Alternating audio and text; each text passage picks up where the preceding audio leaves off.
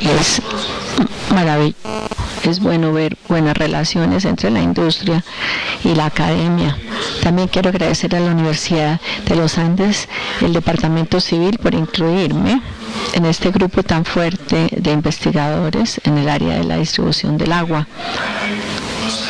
Debo agradecerle también a Natalia, que ha hecho un maravilloso trabajo para organizarnos todo. Gracias. Antes de entrar, darles un poco sobre dónde estamos y de dónde vengo, de la Universidad de Arizona en Tucson. Yo estoy por aquí, en mi pueblo, en Ingeniería Civil en la Universidad de Arizona, en el campus. Somos una universidad antigua, más antigua que los Andes, más de 100 años.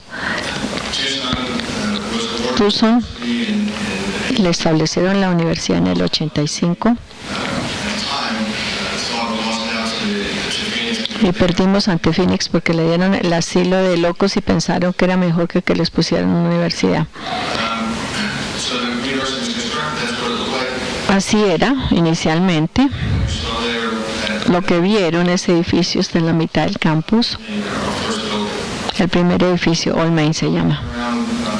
Tenemos como 40,000 estudiantes entre los diferentes niveles, 1,500 profesores, y el impacto económico que tenemos en la comunidad local es muy bueno.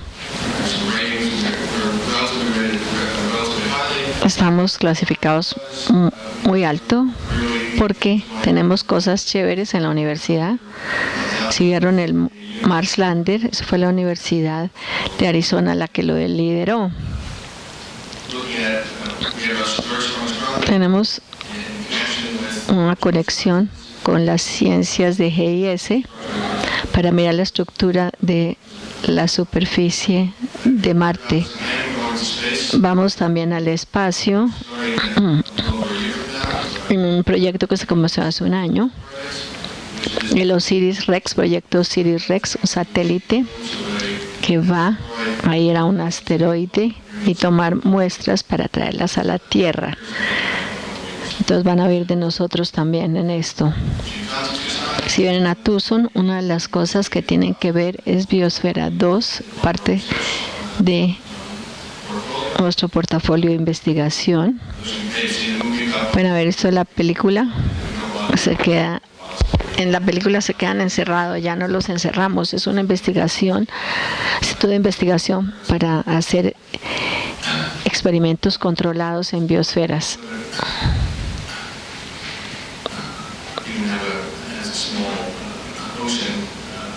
Tiene un efecto de océano ahí.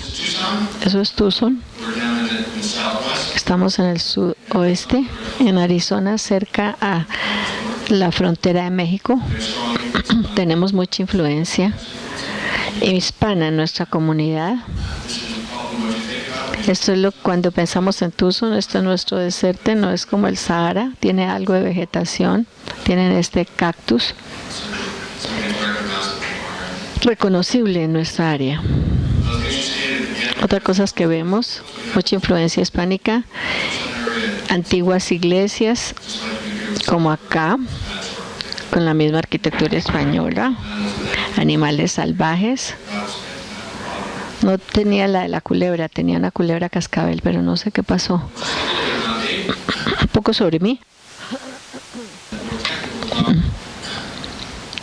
Para entrar a la parte técnica. Hemos estado trabajando para mirar los sistemas resilientes y robustos ya algún tiempo con un proyecto de la National Science Foundation. Miramos muchas escalas. Entonces vamos a hablar sobre ideas de lo robusto, lo resiliente, la distribución de agua y el suministro. El grupo que desarrolló este equipo son como 20 en este y otros proyectos en esta área. Miembros activos acá, estos son los estudiantes con los que hemos trabajado. Agradezco especial a Dong Wei Jung que me organizó este trabajo. Ya regresó a Corea. Puesto que es una charla larga, voy a dividirla en partes. Primero, planeación a corto y largo plazo, las metas y objetivos. Luego, ideas sobre lo fuerte y lo resiliente. Voy a poner esto con una discusión sobre la métrica y cómo podemos definir esto. Estas son las antecedentes sobre la métrica y resiliencia y lo robustez. Lo que vemos es que estas métricas y definiciones ya no se pueden aplicar solo en agua, sino en transporte, energía y otras estructuras diferentes al agua. Luego voy a pasar a distribución del agua y alteraciones en sistemas y la planeación de escenario para largo plazo y las incertidumbres que podemos encontrar a largo plazo.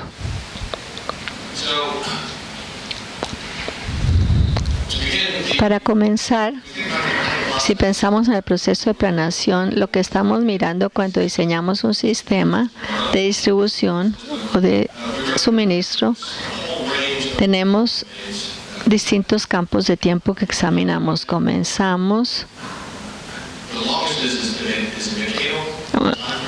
un marco de tiempo decadal a largo plazo y hacemos proyectos de infraestructura grandes en proyectos de agua. Algunos de ustedes están trabajando en esto para mirar qué va a ocurrir en los próximos 30, 40 años y qué inversiones van a tener que hacer muy a largo plazo. Luego podemos ir a implementar ese plan intradecadal, la escala intradecadal. Una vez que se establece, hay que hacer manejo de activos, miramos años o una década antes. Y al mismo tiempo tenemos que pensar en operaciones a largo plazo relativo, días y semanas, y potencialmente tiempo real, que es a la hora o menos, dependiendo en el sistema que estemos trabajando. Para tratar de tener todo el espectro y entender cómo vamos a operar un sistema que estamos diseñando para trabajar dentro de 50 años es un reto muy grande, pero es necesario entender los costos de operación de estos sistemas, así que hay que abordar este problema en todas partes al mismo tiempo. Además del sistema operativo, desarrollar el sistema bajo operaciones normales. Tenemos ciertas incertidumbres que nos van a afectar en cómo diseñamos el sistema. Los describo como crónicos, alteraciones crónicas, cosas como cambio climático,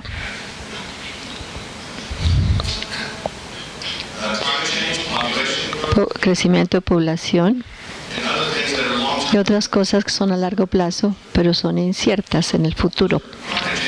Son cambios crónicos que tenemos que tener en cuenta para entender todo lo que puede ocurrir. Además, a corto plazo, tenemos alteraciones que describimos como agudas. Cosas que ocurren a muy corto plazo y alteran lo que está ocurriendo y cómo operan los sistemas y cómo funcionan. Vamos a dividirlas en dos. Uno especificados, bastante pequeño, relativamente pequeño. En el sistema de distribución podemos ver cómo falla una tubería. Esperemos que estas cosas ocurran, así que hay que diseñar alrededor de esto. Estamos mirando cuando tenemos un evento para determinar el impacto de este evento. A más amplio campo más amplio de resiliencia general, que es un concepto, no se puede medir como se describe en general, pero mira cómo el sistema funciona bajo eventos extremos. Así que la resiliencia general de Estados Unidos pensamos que es cuando Katrina llegó a New Orleans, tuvimos el huracán en la ciudad de Nueva York. Aquí entiendo que hace 2 o 3 años tuvieron un evento de inundación que tiene todavía impacto en la comunidad local. Mirando un evento general no sabemos qué planear y no sabemos qué tan grande. Es más una idea conceptual de cómo podemos desarrollar resiliencia para un sistema a gran escala. Ese es el reto que tenemos. Mirar el diseño de horas hasta decadal, pero entendiendo que hay cosas que van a tener trupes y problemas en el camino. Para reforzar esto, lo que les muestro es un diagrama de tiempo y demanda para agua, por ejemplo. Con el paso del tiempo, la línea azul, negra, es el aumento por crecimiento de población, aumento de demanda u otra función que hace que aumente la demanda. Podemos tener 3 capacidades de suministro que podemos construir. Una baja. Si es como de 110, podemos construir inmediatamente algo como 140 capacidad, que es adecuada para un periodo de tiempo, va a ser adecuada. O podemos ir a la capacidad 2, una capacidad más grande, o ir a un sistema grande de una vez. La pregunta es entonces cuál debemos construir y qué secuencia debemos usar dependiendo de las economías de escala. Si uno más grande es más barato, tal vez podemos construir este desde el comienzo, y la incertidumbre en esta función de demanda. Si no estamos seguros que esa demanda va a ocurrir, debemos hacer las cosas por etapas y evitar tomar decisiones hoy que nos van a afectar dentro de 50 años. O que nos va a hacer invertir mucho dinero para superar el haber tomado una decisión mala al comienzo. Al tomar este diagrama, tenemos aquí la funcionalidad, que es la capacidad del sistema dividido por la demanda en ese momento. Así que lo que vemos acá en la línea azul está de acuerdo con que construyamos la capacidad 1 y dividimos el 1.40 dividido por esto, dando una capacidad como 125% más o menos. A medida que continuamos con el paso del tiempo, la funcionalidad comienza a bajar porque la capacidad en exceso disminuye porque está aumentando la demanda. En este punto, en 2020, es el momento de invertir en la capacidad 2, construir una segunda planta de tratamiento o tubería y aumentar la capacidad, que luego comienza a disminuir a medida que aumenta la demanda. Luego tenemos tercera expansión en el 2030 que nos lleva a la línea amarilla. Una opción es construir lentamente nuestra capacidad con el paso del tiempo, construyéndola por etapas. La alternativa es construir la capacidad 1 desde el comienzo. 110 dividido o 220 dividido por 110 nos da la funcionalidad alrededor de 2 para comenzar y luego disminuye con el tiempo. La pregunta es entonces, cuando miramos hacia atrás a los bloques, ¿cuál construimos y cómo hacemos ese plan para construir con el paso del tiempo? Dado que la línea azul de la demanda es una variable incierta, no sabemos claramente cómo va a aumentar esta demanda con el paso del tiempo. Tenemos un buen estimado, pero nunca hemos visto un crecimiento de población que haya sido como lo planeamos. Hay 20 o 30% desplazado o lejos de las expectativas. Diferente. La primera pregunta es cómo diseñamos dada el futuro incierto. En la próxima diapositiva, toma una porción de esto y mira la línea amarilla, las alteraciones dentro de este marco de tiempo y cómo tenemos alteraciones agudas que afectan nuestro sistema.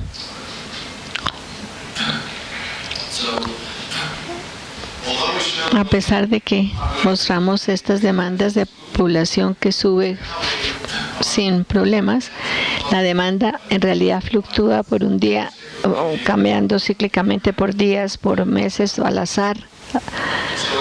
Lo que les muestro acá es cómo la funcionalidad, aquí está en el eje Y, miramos cómo puede cambiar con el paso del tiempo la funcionalidad. En 1 es el sistema funcionando apropiadamente para el agua, es que todo el mundo tiene el agua que necesita. Cuando estamos debajo de 1, tenemos una falla en alguna forma, una porción del sistema o inadecuada para todo el sistema. El suministro. Acá vemos una serie de eventos. En este caso tenemos una falla, aquí casi, y aquí tenemos una falla grande. Estas son las alteraciones agudas de las cuales hablamos, una falla en una tubería o que se fue la luz. En ese caso no podemos bombear agua a la gente, a la comunidad. Así que tenemos alteraciones agudas encima de estas curvas largas de demandas a largo plazo. El reto entonces, ¿cómo tenemos en cuenta ambos, estas alteraciones agudas y también las alteraciones a largo plazo simultáneamente? No puedo venir a decir que lo hemos hecho. Tenemos pedazos, partes que nos están llevando a ese punto. Podemos ver alteraciones agudas y las a largo plazo. El reto de la investigación es unirlas las dos. Computacionalmente, para nosotros es un problema. La historia es triste. Les voy a contar los buenos pedacitos que estamos logrando. Podemos comenzar a pensar hacer esta conexión, pero no lo hemos logrado. Solo pedacitos, pasitos. Escribo esto como fortaleza del diseño, que es robusto ante la falla. Damos capacidad, minimizamos la frecuencia y profundidad de estas fallas. Van a ver estas definiciones otra vez.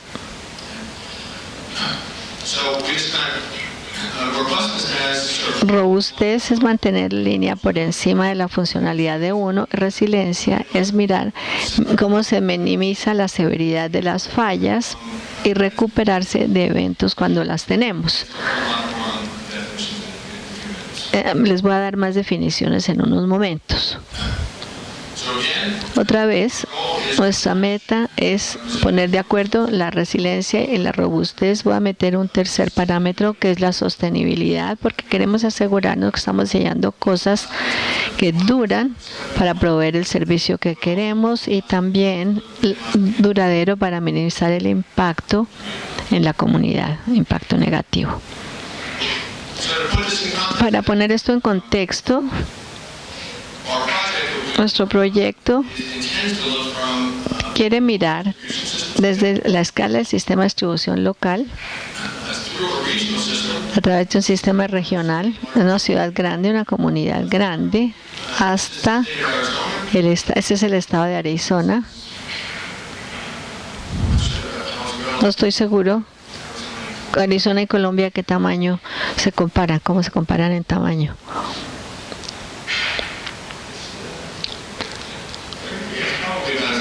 Es como un tercio del tamaño de Colombia. Es un sistema muy a gran escala. El estado de Arizona es un tercio del territorio de Colombia. Me estoy enfocando en estos dos. No vamos a hablar mucho de problemas de Arizona con escasez de agua, porque estamos en un desierto y con muchas personas. Nos enfocamos en estas dos áreas y los conceptos de resiliencia y robustez relacionadas con estas infraestructuras. Brevemente voy a hablar sobre sostenibilidad para sacarlo del camino, para que sepamos que los tenemos en mente. Implica, como pueden leer, proveer agua confiable y adecuada, energía y recursos materiales, esto es muy general, ahora y para generaciones futuras, en forma que integre el bienestar económico, la meta económica, del desarrollo de la comunidad, protección ambiental y necesidades sociales. Pueden reconocer esto como las tres cosas importantes, que es el TBL que va a aparecer después. Protección ambiental, necesidades sociales y bienestar económico. Eso es TBL. Dando los servicios que se necesitan en forma confiable. En agua, un suministro de agua es agua a largo plazo, suministro de agua, sin disminuir el almacenamiento de agua. En Arizona esto es un problema crítico puesto que no tenemos mucha. Amamos agua de un acuífero y lo hemos acabado. En Colombia no tienen tanto problema, entiendo. Tienen suficiente con la lluvia en la mayoría de los casos. No se tienen que preocupar por disminuir los acuíferos. Lo segundo en que vivimos la sostenibilidad es la sostenibilidad de infraestructura, donde entra otra vez el TBL, satisfacer las metas y minimizar el impacto en el TBL. Para poner esto en contexto, voy a dar unos ejemplos y me voy a referir aquí varias veces para que nos dé una representación sencilla de los términos que utilizamos. La intención es mostrar cuál es el impacto y cómo podemos hacer que el sistema sea más fuerte, más robusto, más sostenible y más resiliente. Esta es la región costera. La meta es sacar agua de adentro con agua subterránea a la costa. Desde el punto de vista de sostenibilidad puede haber preocupaciones asociadas al TBL que se refirió él, pero bombeamos agua de los pozos al área del resort. En este caso, otro impacto que puede ocurrir es el ambiental. Realmente hay especies en peligro acá. Esto verde no es algo natural, queremos evitar un área donde haya especies en peligro. En lugar de poner en la tubería, sí lo ponemos alrededor. La diferencia es salvar el ambiente o conservarlo. Vamos a tener un costo más grande para la tubería.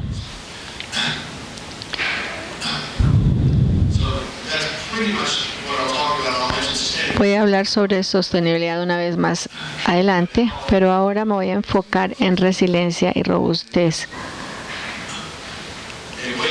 Una forma de pensar en esto es una fábula de Esopo. Puede haber una fábula parecida en Colombia.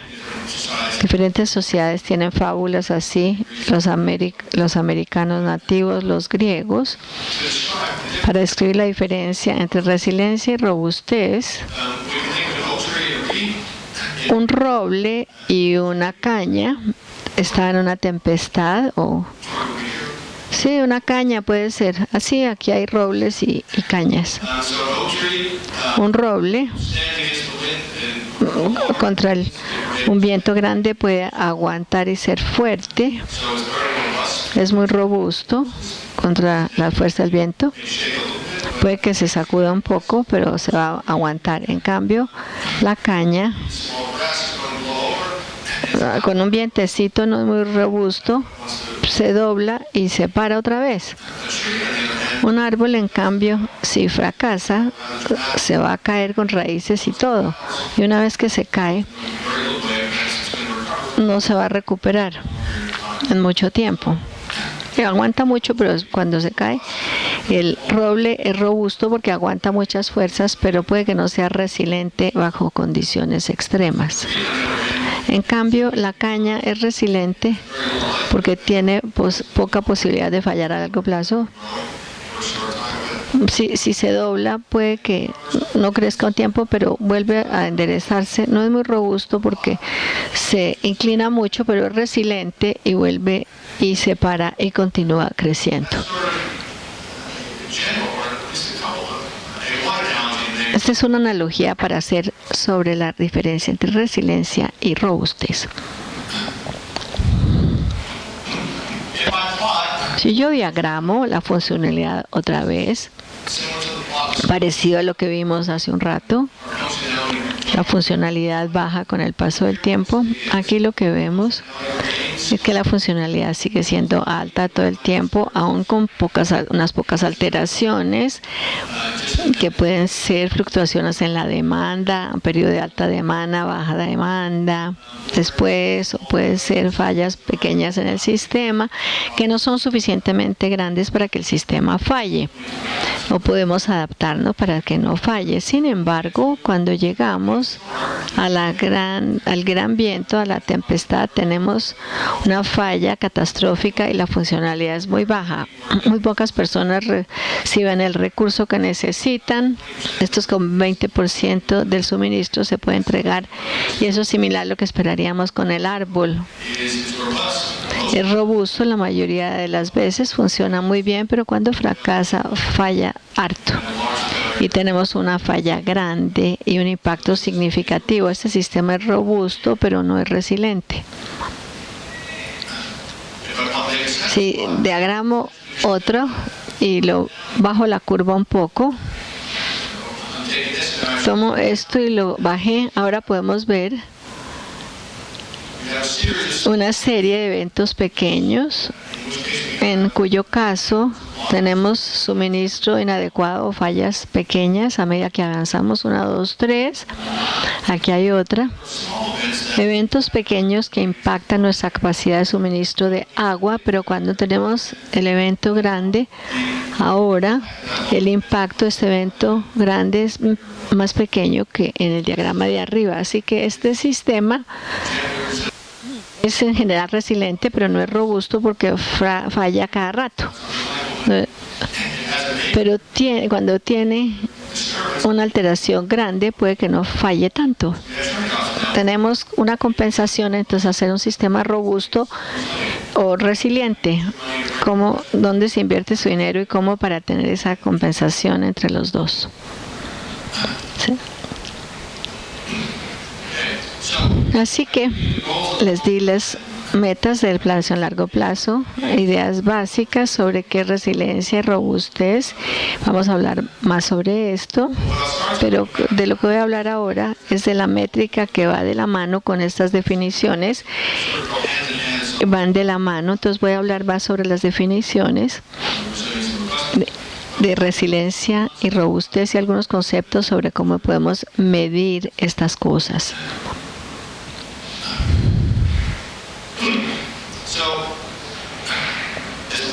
Como parte del proyecto de investigación en que estamos involucrados, nos agrupamos con otros 8 proyectos en otras infraestructuras y resulta que ninguna de estas infraestructuras tenía buena métrica para mirar la robustez y la resiliencia. Así que la necesidad de un conjunto amplio de métricas en diferentes estructuras es crítico. Si usted no puede medir, no puede progresar para mejorar las cosas. Estamos hablando acá principalmente de eventos agudos. Más tarde vamos a hablar sobre que no conectar lo crónico con lo agudo. Nos enfocamos principalmente en eventos agudos y cuando hemos desarrollado unos parámetros universales. Los sacamos de la literatura de confiabilidad general de ingeniería. Estos están bien establecidos, estas métricas. Podemos utilizarlos en sistemas de agua y otros sistemas de infraestructura también.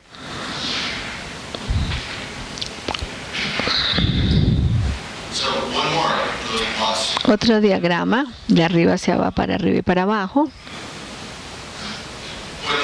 Aquí miro el flujo en un sistema y suministro de agua en el sistema. La línea roja es suministro disponible, la azul es la demanda sobre el sistema.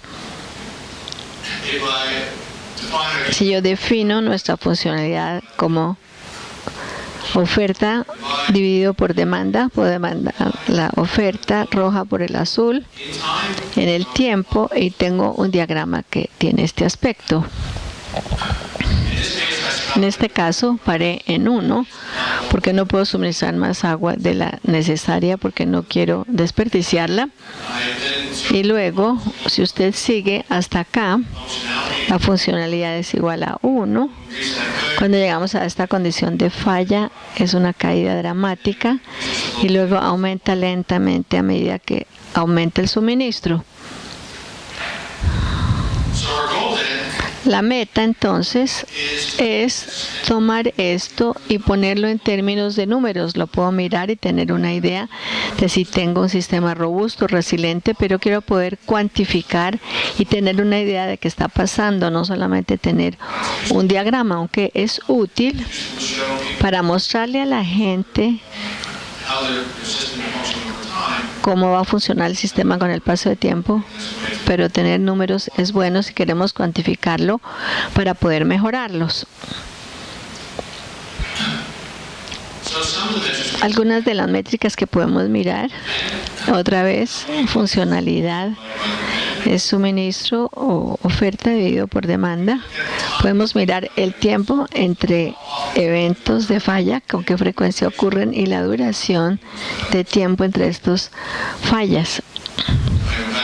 Si vuelvo acá, el tiempo entre fallas, el tiempo es que terminó la falla anterior hasta el comienzo de la próxima. Tiempo promedio es promedio de este tiempo, promediando para todos los eventos en la secuencia que miramos. Es un promedio de MTBS. El próximo término que vieron es tiempo hasta reparación. Si tenemos una falla, ¿cuánto se demora recuperarnos de esta falla?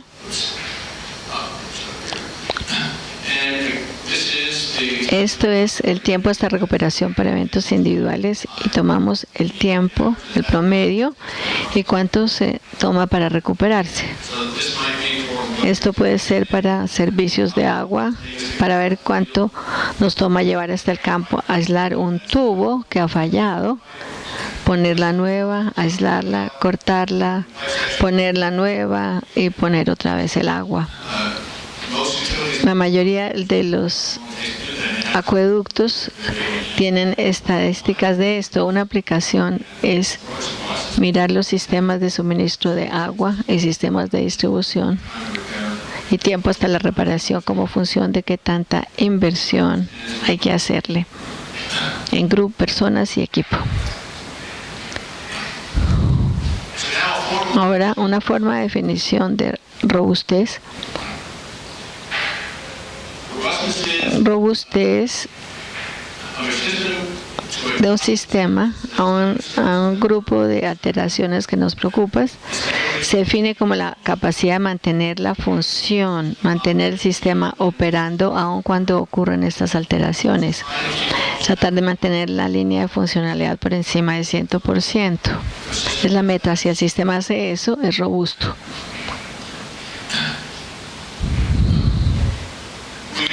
Podemos dividirlo en dos tipos de fortaleza de robustez en el que nos enfocamos para esta parte de la conferencia.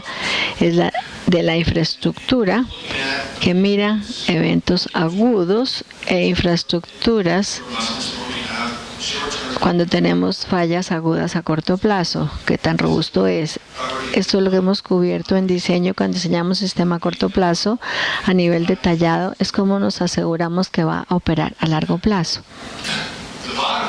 El de abajo, robustez de planeación es la capacidad de adaptarse con el paso del tiempo, y esto entra a estas fallas crónicas, alteraciones crónicas, que mira cómo podemos adaptar nuestro diseño a las alteraciones que ocurren.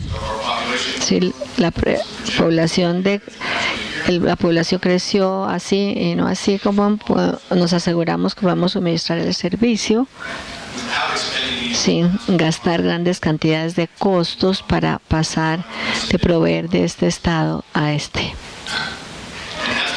Y eso es de lo que estamos hablando después de un periodo de preguntas y respuestas que vamos a tener en la mitad de la charla.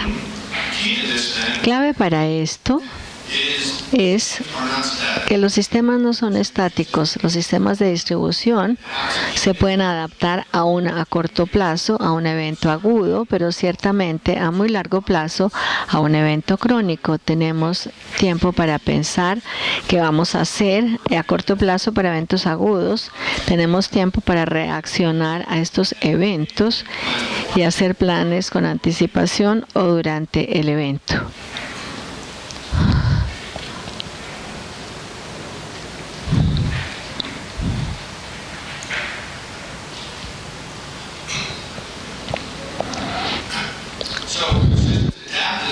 Los sistemas se adaptan a eventos agudos y en lugar de escribir como adaptación, me gusta más la palabra evolucionar. Los eventos evolucionan para satisfacer las demandas con el tiempo o se ajustan a la disponibilidad de suministro. Primero que tenemos que definir cuando hablamos de robustez es qué alteraciones nos preocupan. Yo los dividí en sistema de distribución, escala de sistema de distribución, infraestructura regional en toda la ciudad y el recurso de agua, en mi perspectiva, la escala de estado de suministro de agua. Esto por lo general son eventos a largo plazo, más crónicos de las que nos preocupan.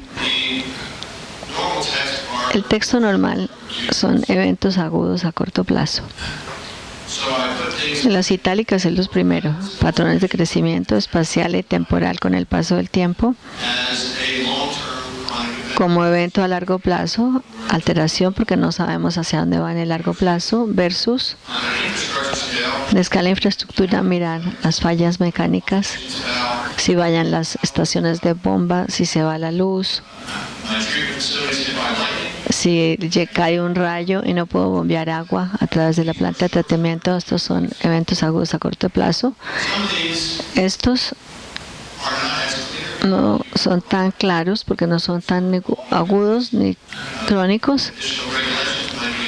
Se pueden, por ejemplo, reglamentaciones, pueden cambiar la cantidad de tratamiento de agua o cambio en los requerimientos de suministro de agua. Así que hay uno en la mitad, pero hay otros que son claramente crónicos en itálicas o agudos en letras normales. Y los otros están en la mitad. Otra forma de mirar la robustez es evitar o mitigar las fallas para mantener las cosas funcionando con el paso del tiempo. Y yo pienso que hablando con un boxeador es una forma interesante de ver claramente la diferencia entre robustez y resiliencia. El boxeador le dan su golpe, pero está preparado para estos golpes porque tiene su estómago muy fuerte de hacer abdominales, no como yo. Si le pegan en el estómago, no le hace duro. A mí me matan. Él es fuerte y puede aguantar los golpes. Esa es una operación normal. Para un boxeador se espera que pueda responder a estos eventos. Es robusto ante los golpes, puede aguantar y continuar. En un momento dado, si le pagan suficiente, se va a caer. En el 10º round puede que le hagan knockout, pero tiene cierta aguante, como el árbol de roble, puede aguantar los golpes. Esto es prepararse para una cosa que se sabe. Se puede preparar para eventos que van a ocurrir los golpes, haciendo más abdominales y estar en mejor forma. Así que sabe que va a ocurrir y cuándo. Es un sistema conocido de lo que va a ocurrir. Esto es lo que tratamos de hacer en nuestros sistemas, estar preparados para poder responder y tomar las operaciones normales y los cambios que ocurren o satisfacer los eventos extremos que pueden ocurrir. ¿Cómo definimos esto? Desde la perspectiva de la métrica, Podemos mirar la disponibilidad. Disponibilidad es con qué frecuencia o qué porcentaje del tiempo ese boxeador va a aguantar parado. Es el tiempo dividido entre fallas, tiempo promedio entre fallas dividido entre fallas más el tiempo para repararse. El denominador es todo el tiempo y el tiempo promedio entre fallas, porcentaje de tiempo que usted está en estado no fallido, en estado positivo. Esto es, desde el punto de vista de confiabilidad, se llama disponibilidad. La mayoría de las personas acá dirían eso es confiabilidad, pero no de acuerdo a los ingenieros de confiabilidad que miran la probabilidad de mantenerse en estado positivo como confiabilidad, no estar en uno, sino mantenerse durante cierto tiempo en el futuro. Así que he tratado de utilizar la palabra disponibilidad, pero la mayoría de las personas utilizan la palabra confiabilidad cuando hablan de estar en estado satisfactorio. Si esto es igual a 1, quiere decir que siempre estamos en estado positivo y funcionando apropiadamente. La línea azul o la funcionalidad es siempre por encima del 100%.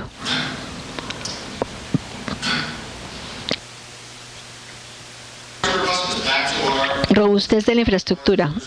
¿Cómo le mandamos agua al resort? Desde el punto de vista de la robustez de infraestructura, ¿cómo vamos a asegurar que la robustez puede operar bajo muchas condiciones? Aquí está el pozo de bombeo, el resort. ¿Cómo podemos asegurarnos que el sistema es robusto? Bueno, hay varias cosas que podemos hacer. Poner un tubo más grande, que típicamente tienen menos probabilidad de falla, son más robustos, más fuertes, transportan más agua, así que si tenemos una demanda muy alta, todavía más podemos satisfacer la demanda por encima de la capacidad presente o demanda presente. Puede ser un día pico, es muy alto que tenemos que satisfacer. Al poner capacidad en exceso, podemos satisfacer esta demanda. Espero que piensen, bueno, este es el problema crónico también a largo plazo, y cuando las cosas se empiezan a unir entre la robustez en la escala aguda y el problema crónico a largo plazo. Podemos poner también 2 tubos paralelos.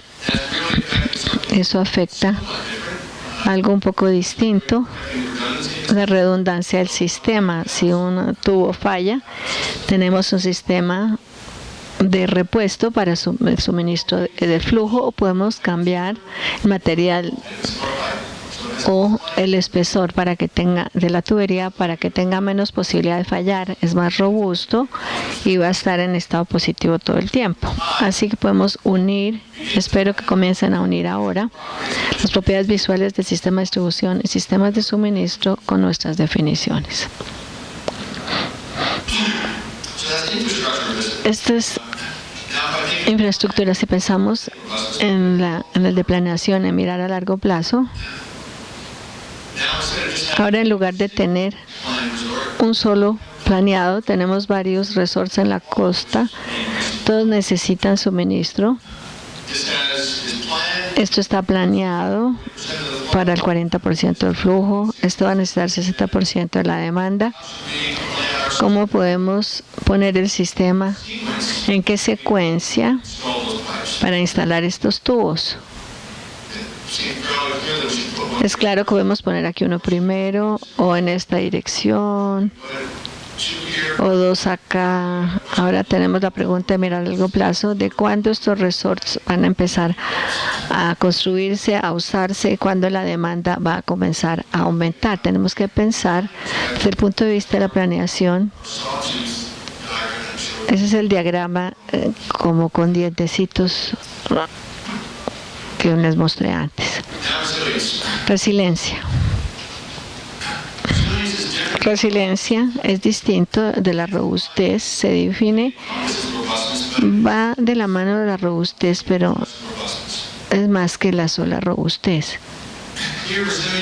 Es la capacidad de degradarse bien, no tener una falla dramática, sino a poquitos, sin fallas catastróficas y recuperarse. Y esa es la palabra clave. Robustez, no hablamos de nada sobre fallar, no tuvimos que recuperarnos. Resiliencia es lo que tiene en cuenta la recuperación. En un juego de fútbol, Colombia en 1962 en la Copa del Mundo iban 4-1 contra Rusia y se empataron 4-4, así que fueron resilientes porque volvieron de una falla y tuvieron su punto. Resiliencia es estar en estado de falla y volver a recuperarse. Robustez es lo otro, estar en positivo y evitar bajar a fracasar. Cuando pensamos en resiliencia debemos pensar en cuando no estamos en estado positivo. Queremos mirar las propiedades de esta profundidad. ¿Qué tan profundo es? ¿Qué tan largo es? ¿Cuál es el volumen de este hueco? Es así cuando queremos mirar la resiliencia versus con qué frecuencia nos caemos en un hueco. Desde el punto de vista de la resiliencia, estamos mirando fallas reales. Y otra vez, mire alteraciones que afectan la resiliencia. Escala de sistemas de distribución. Estos son fallas agudas a corto plazo. Mecánicas, energía, fallas inducidas por humanos, terrorismo, que le ponen algo en sistema de distribución, que usted no se puede tomar el agua. Un terremoto o un evento catastrófico. Estos afectan los sistemas de distribución. Ahora cuando pasamos a escala regional, tenemos a largo plazo eventos crónicos, al igual que estos eventos más agudos.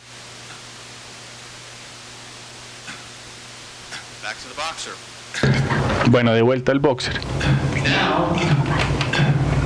¿Qué? Bueno, voy a dividir esto entre la resiliencia específica y la general. La resiliencia específica es la habilidad de recuperarse después de una falla. Es resiliencia también, pero es una respuesta a un evento de falla y ver cómo nos podemos recuperar de ese evento. O una sequía de corto plazo, o cuando falla un componente representativo por un componentes de agua en resiliencia especificada, o sea, un componente específico o una sequía de cierto plazo específico. Desde la perspectiva del boxeador es el gran puño, ¿no? Es que nos den una vez en la barbilla, en ese punto en donde te noquean. Esa es la resiliencia específica. Hay que prepararse para ese evento específico y esto hay que poderlo tener en cuenta. Pero el boxeador se tiene que poder volver a parar. No va a ser tan grande y vamos a ver otro tipo de resiliencia en un momento. Él se va a poder parar antes de que le cuenten los días. Se va a poder recuperar, volverse a recuperar del puño y va a tener resiliencia de poderse recuperar de ese evento, como este gran puño, o se le dan tantas veces en los abdominales que ya no puede más y lo noquean. Es un evento específico. Sabe cuál es el evento, pero no sabe cuándo va a suceder ni qué tan grave va a ser. Entonces especificamos, y si ustedes siguen la política norteamericana, los conocidos y los desconocidos que desconocemos, Donald Rumsfeld, uno de nuestros políticos, él utilizaba mucho esta terminología y es muy apropiada en este entorno. Nos podemos preparar, pero los conocidos desconocidos hasta cierto grado, y tiene que ver con cuánto queremos invertir para prepararnos y cuántas pérdidas a corto plazo podemos asumir. Aquí está nuestro boxeador, los noquean, pero se puede parar y demuestra su resiliencia.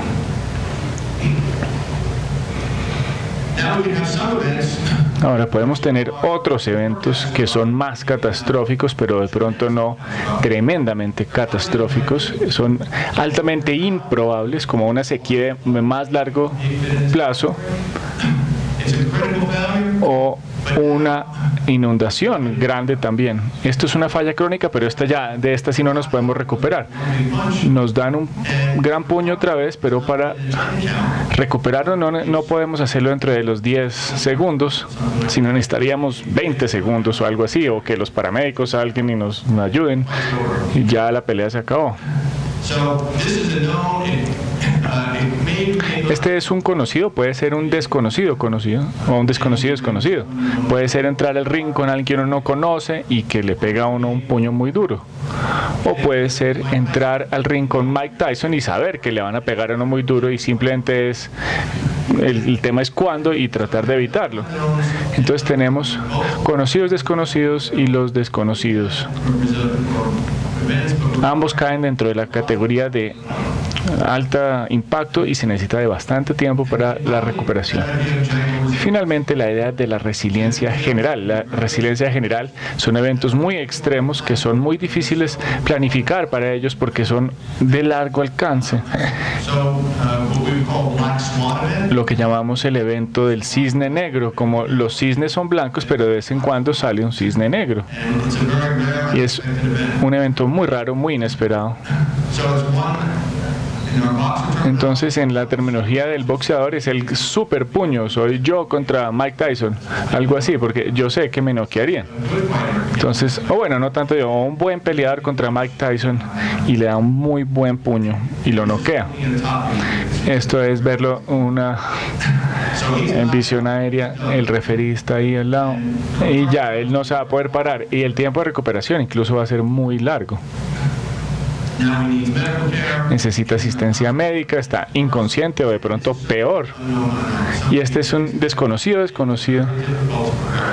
algo que no podíamos esperar y es muy difícil planificar para eso. Esto es como el huracán Katrina o el huracán Sandy, o esta es la gran inundación que pudo haber ocurrido aquí. ¿Cómo podemos definir o medir? ¿Cómo podemos medir qué es la resiliencia? Volvemos aquí a la gráfica de funcionalidad sobre tiempo y podemos mirar estas fallas.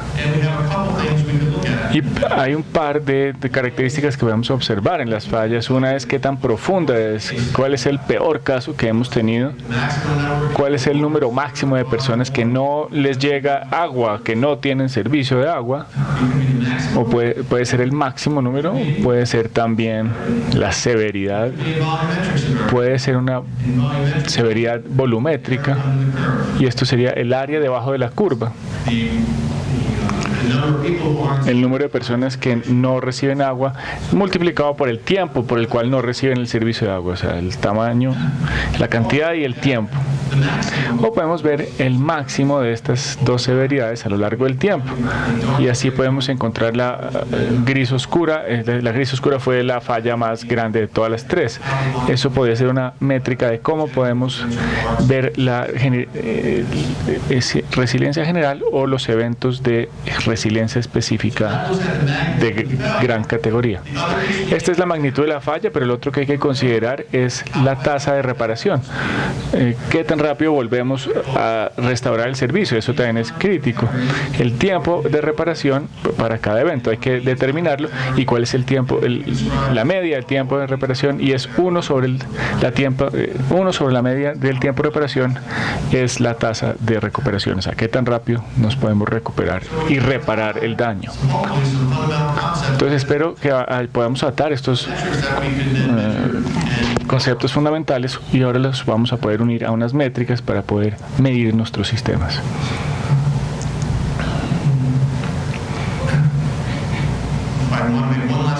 Quiero hacer una conclusión antes de irnos, y es que espero que puedan ver que estas métricas no están atadas a sistemas de agua. Las puedo utilizar para la corriente eléctrica y le podría hablar a ustedes y a la gente a los ingenieros eléctricos, o también puede ser una red de transporte.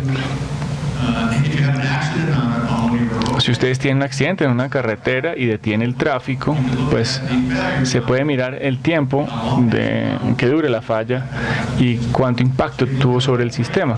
Entonces podemos ver una amplia gama de sistemas de infraestructura con estas métricas, porque los ingenieros han desarrollado unas herramientas que podemos utilizar en más de un lugar. Un poquito más acerca de la resiliencia antes de seguir adelante. La resiliencia de verdad es una función de una serie de factores. Esto vino de la gente que trabaja un ingeniero de terremotos, O'Rourke, trabaja en la Universidad de Cornell y su equipo mira cómo definir estas funciones de las fallas que hemos venido viendo, y ellos describen la resiliencia como la función de la robustez y la resiliencia. No, se corrige, robustez y redundancia. Estamos mirando aquí cómo minimizar la profundidad de la falla teniendo redundancia en el sistema o teniendo robustez. Entonces la profundidad, la severidad va a ser menos si tienes un sistema robusto o con redundancia. No, la falla va a ser menos profunda. Y los otros dos términos son rapidez y cuántos recursos hay. Esto tiene que ver con reducir el tiempo de reparación. Los términos son la profundidad de la falla y los otros dos tienen que ver con reducir el tiempo de reparación. Vamos a tratar de minimizar esa área de tiempo. Esta área aquí. Y lo vamos a hacer de dos maneras. Minimizar la caída y minimizar la duración. Entonces los ingenieros de terremotos también son muy inteligentes. Entonces, volvamos aquí al ejemplo de resiliencia. Podríamos también mirar la redundancia y la robustez de los ductos, los tubos paralelos. Podemos hacer si tenemos tubos paralelos es una medida de redundancia porque va a reducir la caída, la profundidad de la falla si uno de los tubos falla.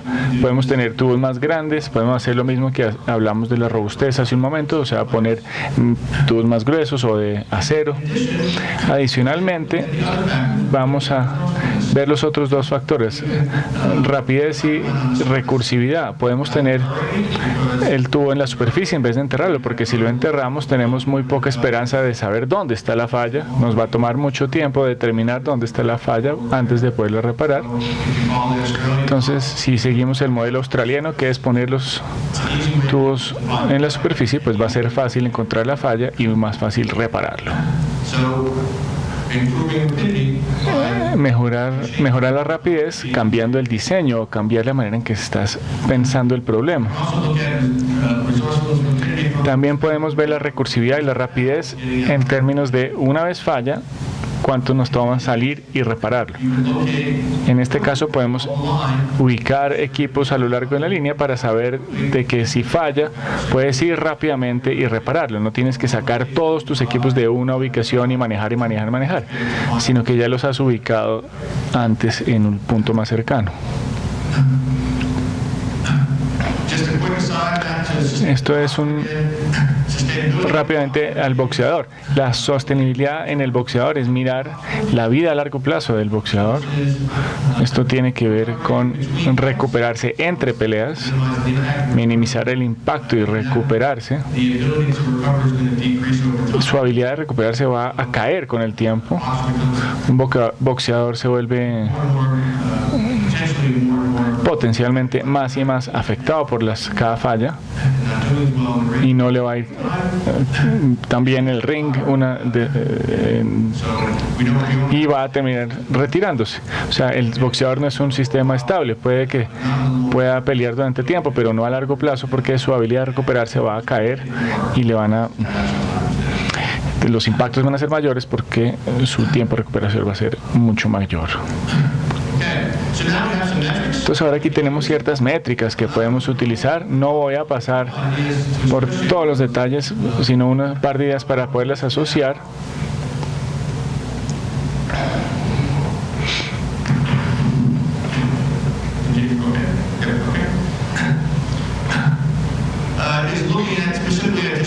Vamos a mirar específicamente los sistemas de distribución, porque si están aquí, están motivados por los sistemas de suministro de agua y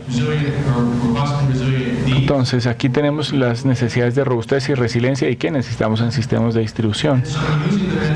Y al utilizar las métricas de las que hablamos, y vamos a ver cómo se aplican al suministro de agua.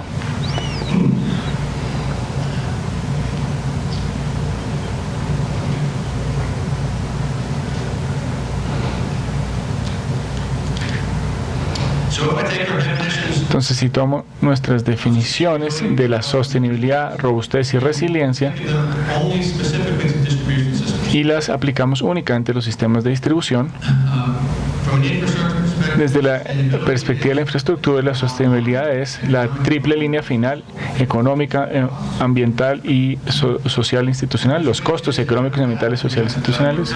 La resiliencia es la adaptación del sistema cuando ocurre una falla, y la robustez es cómo funcionar consistentemente bajo fuerzas externas y cómo evolucionar a lo largo del tiempo y cómo deberíamos planear para que el sistema crezca a medida que las demandas crezcan. Desde los impulsores sociales e institucionales vemos que pues esto es aún peor aquí. Imagínense que esto es la reparación de un tubo en Tucson, Arizona. Tenemos que abrir las calles. Y sospecho que abrir una calle aquí en Bogotá es mucho peor que tener que abrir una carretera o una calle en Tucson, viendo el tráfico que he podido ver. Entonces, haciendo reparos y construcciones, eso tiene un gran impacto sobre nosotros.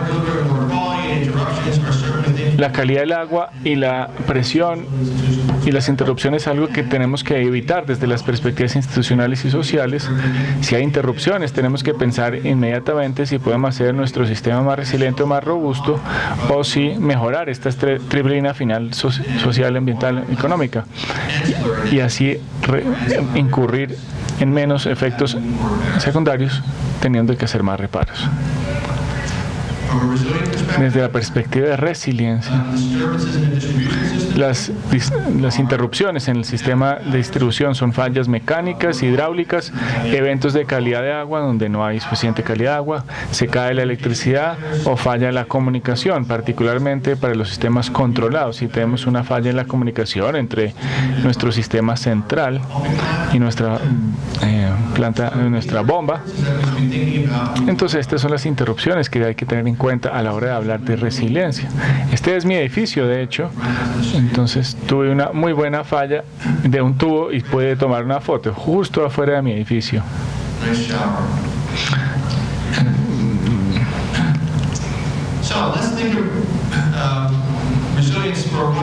Pensemos en la resiliencia para un sistema de distribución de agua cuando se rompe un tubo. Voy a mantener la demanda constante a lo largo del tiempo para poder ver que puede variar con el tiempo. Puede variar con el tiempo, pero yo la voy a mantener constante para que no se nos complique demasiado. Entonces estamos suministrando un flujo normal en nuestro sistema y ocurre un rompimiento de un tubo. Cuando ocurre esto, ¿qué es lo primero que pasa? El agua que queríamos que entrara al sistema no entra al sistema. Entonces, de hecho, el suministro que le llega a nuestros clientes baja porque el agua que queríamos que llegara a los consumidores, los clientes, está saliendo a la calle, como vimos en la foto. Entonces, el agua que está tratando de sale más agua, pero no le está entrando al sistema y le está llegando menos a la gente. Bueno, se rompió el tubo. Aquí la demanda del suministro y la demanda del quiebre. Luego, lo primero que hacemos es detectar esa falla, así porque vemos que hay un charco grande o alguien llama y dice que está bajando un riachuelo de agua por la calle y no está lloviendo. Entonces, lo primero es que lo identificamos y lo aislamos. Entonces, podemos cerrar las válvulas para poder aislar el quiebre. En ese momento aislamos parte de la región y hemos así perdido a más consumidores. Hemos aislado a consumidores que no les llega el agua porque hemos cerrado las válvulas para cerrar la región para poderla reparar. Pero los operadores de las empresas de agua no son tontos. Pueden decir, bueno, si abro más bombas le puedo llevar más agua a las personas para que haya más presión en el sistema y que haya más suministro, aunque algunos de los tubos no estén disponibles. Entonces van a hacer algo para adaptarse a la falla y van a suministrar este monto en vez del monto que estaban suministrando antes.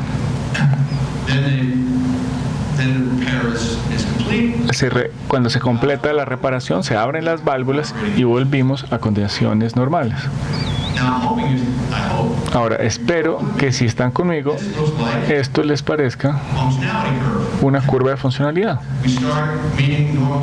Estamos con el suministro normal, luego se nos cae el suministro, no le está llegando agua a la gente, cae aún más.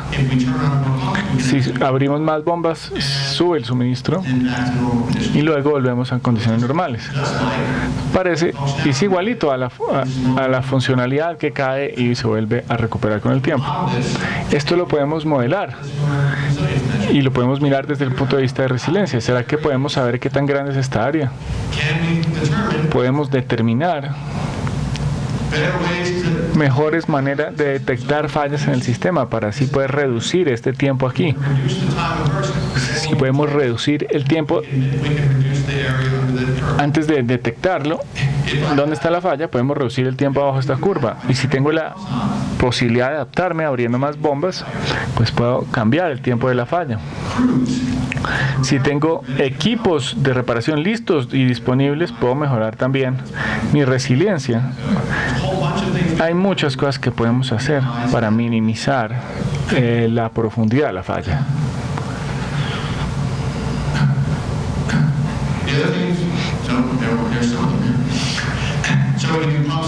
Entonces tenemos bombas y tubos, podemos minimizar teniendo más bombas y más tubos. Podemos mirar la redundancia en el sistema, si haya bucles o loops en el sistema para poder aislar efectivamente el rompimiento de un tubo. Si se nos cae la electricidad, podemos tener bombas a gas y no solo eléctricas. Y en recursividad y rapidez, teniendo equipos de reparación disponibles y tener un sistema para poder identificar una falla rápidamente y no esperar a que el agua tenga que subir la superficie. Entonces lo que nosotros hicimos fue mirar el efecto de estas fallas y tratamos de cuantificar los beneficios de por lo menos tratar de adaptar las operaciones de las bombas. Y entonces hicimos un pequeño estudio mirando un sistema que genera 100 años de demandas hora a hora durante 100 años y mirar dónde van a haber fallas.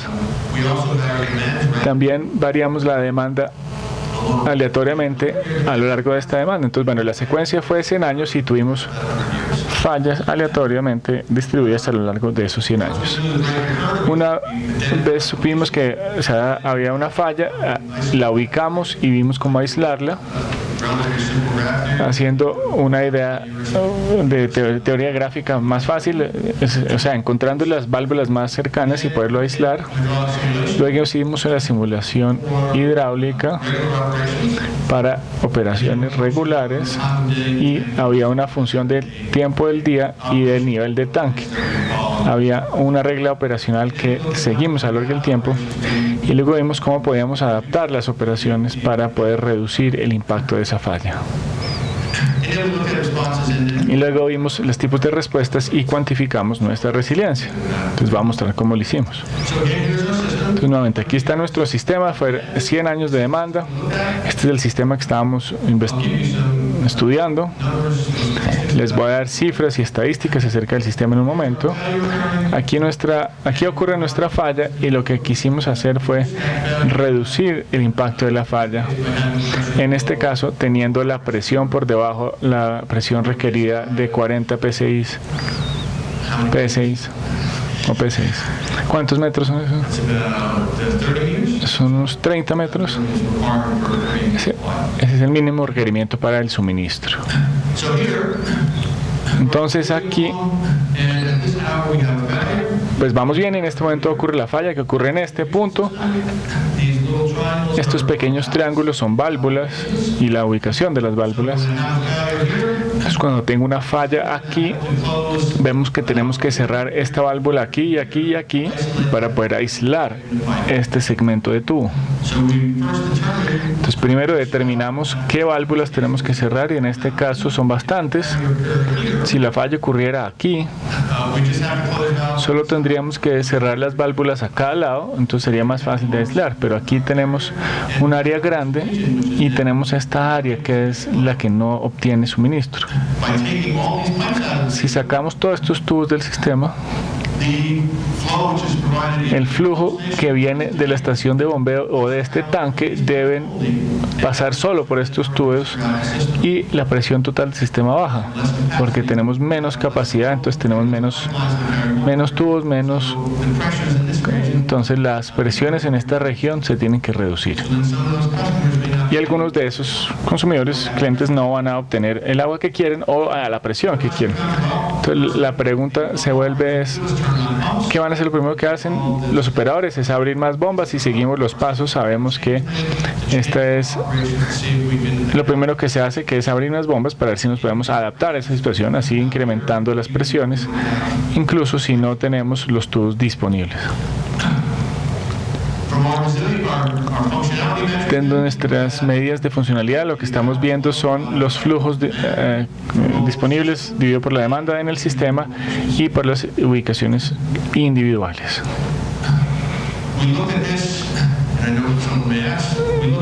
Al estudiarlo, lo vimos en un análisis impulsado por la presión. Es un modelo impulsado por la demanda, con una relación que dice que si tienes 30 PSI tienes cierto valor, pero no valor completo. Pero ciertamente alguien quiere hacer un modelo completamente impulsado por la presión, pues sería increíble si lo pueden llevar hasta esas instancias. Bueno, aquí están nuestros sistemas, hay 7 bombas, 125 nodos, 26 nodos. Es un sistema de transmisión, todos estos tubos son grandes, de 24, de 36.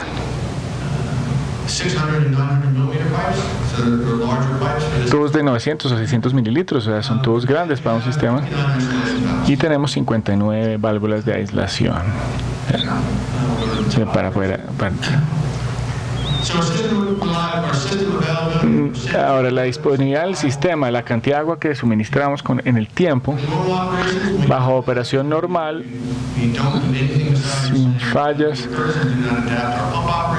sin fallas, tenemos una disponibilidad del 83%. Si nos empezamos a adaptar a una falla, lo podemos subir al 84.6%, haciendo algo tan fácil como abrir válvulas o bombas. El déficit en el suministro de agua, esta es la parte de abajo de la curva, baja de 61 a 54. Estos son galones 10 a la 6, son millones de galones al año. Entonces esto es nuestra escasez. La escasez de agua baja en 10% solo abriendo más bombas. Lo clave aquí es no lo que estamos haciendo, sino que de verdad podemos medir y podemos ver que estamos mejorando la resiliencia tomando estos pasos, tomando estas medidas sencillas. El costo de hacerlas es mínimo. Esto costó $50,000, o sea, menos del 1% del costo general, poder abrir esas bombas durante más tiempo.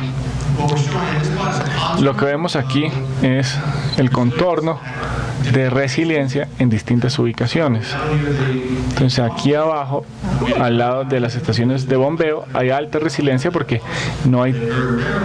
los tubos fallan muy poquito aquí abajo. Entonces normalmente por ahí sí hay suministro de agua casi todo el tiempo. Por lo general la resiliencia baja a medida que nos alejamos de la planta de bombeo, que eso es de esperarse. Aquí hay una depresión en el terreno, y es porque en esta depresión no hay válvulas. Recuerden que tuvimos que aislar una gran área si un tubo falla en esa región. O sea, si un tubo falla hace que toda la región se caiga, entonces tiene baja resiliencia. Entonces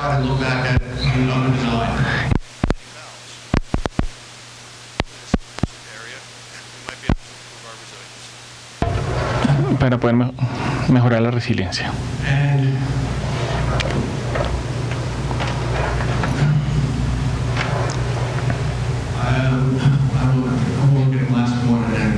Voy a hacer uno más. Entonces, si miro el número de válvulas, hicimos un análisis de sensibilidad en el sistema y vimos el número de válvulas y miramos nuestra disponibilidad bajo las distintas condiciones. El número de válvulas es la relación de las válvulas, las definimos asumiendo que hay válvulas a cada extremo del tubo, le multiplicamos por 2 y nos da 182 válvulas con válvulas en cada extremo de un tubo, que es bastante extremo de por sí, y eso es una relación del 100%. Si tenemos la mitad, la llamamos una relación del 50%, y lo que podemos ver es que en ambos casos, así sea en operaciones regulares o de adaptación, la disponibilidad incrementa con el número de válvulas. Entonces ahora tenemos una herramienta que podemos utilizar como ingenieros para decir, bueno, ¿dónde quiero añadir válvulas que me van a causar el mayor impacto y cuántas debería incluir para poder tener una disponibilidad que me parece aceptable? Entonces podemos utilizar esas métricas que estábamos viendo para tomar decisiones de ingeniería reales, que es lo que necesitamos, métricas para poder tomar decisiones. Otras cosas que necesitamos, va a pasar rápidamente por ellas y después vamos a tener tiempo para preguntas y respuestas. Desde el punto de vista de la investigación en resiliencia, ya mencioné un par de veces la idea de los sensores que miden la presión en el sistema o poder medir la contaminación del agua. Si vemos la aislación de las fallas y la ubicación de las válvulas, eso ahí hay una oportunidad para hacer una buena investigación para poder maximizar la resiliencia. Operación de las bombas bajo condiciones de falla, eso ya lo vimos un poco. Solo hemos visto la falla de los tubos, pero también la falla de las bombas son muy importantes porque esas tienen un impacto de mayor alcance que la falla de un solo tubo, pero la literatura tiene muy poco sobre qué tanto fallan los tubos y cuánto se demora la reparación. Eso es un gran hueco en la literatura en investigación en esta área.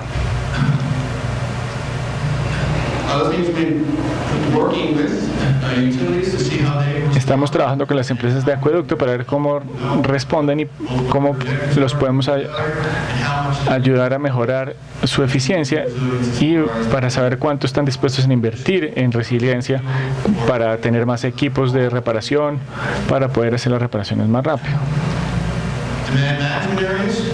Las áreas de demanda de mantenimiento, las DMAs, típicamente las vemos para aislar sistemas para las operaciones de las bombas, pero si tenemos áreas más pequeñas y DMAs más pequeñas, tiene un beneficio porque se puede minimizar las áreas de falla. Si miramos los costos de las bombas versus los beneficios de la aislación, pues eso es otra área de investigación muy interesante, ver qué tan pequeñas tenemos que hacer estas áreas. No tenemos que tener muchas bombas y sin embargo vamos a poder aislar el área cuando ocurra una falla.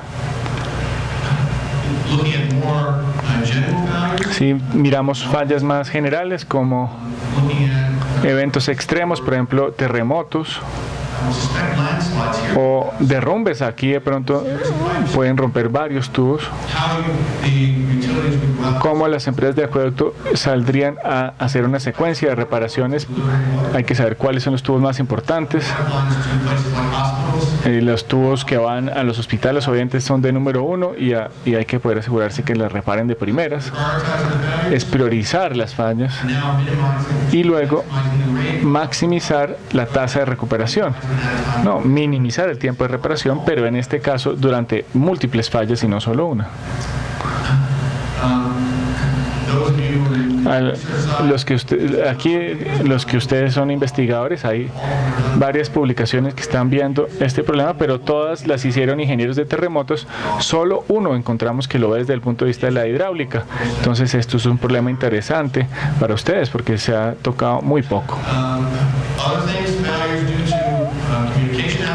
Como fallas por comunicación o por falta de electricidad, hay que saber qué va a hacer la empresa de acueducto, cuál es la inversión que se puede hacer en generadores de electricidad, si se cae la luz, si pueden tener bombas a gas, por ejemplo, para poder seguir bombeando.